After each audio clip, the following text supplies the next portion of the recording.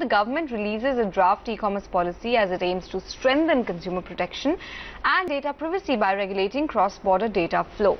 Draft policy recommends barring companies from sharing data of Indian users stored abroad with third-party entities, even with users' permission.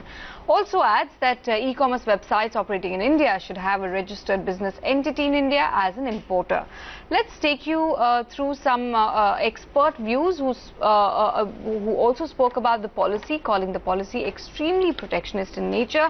They also discussed capital dumping, and the new policy doesn't stop this in India. Let's listen in. The policy at various places is seeking to be extremely protectionist in nature.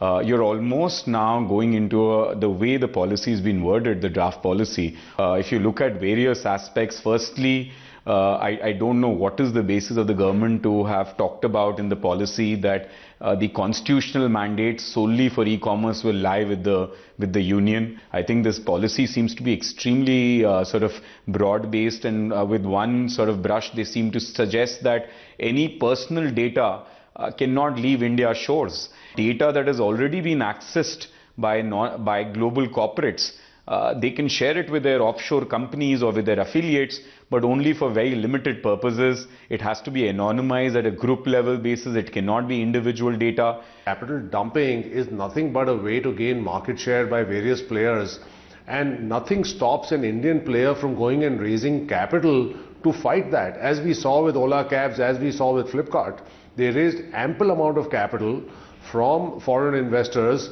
to fight the foreign incumbents. So you know, the whole capital dumping thing has been highly misplaced.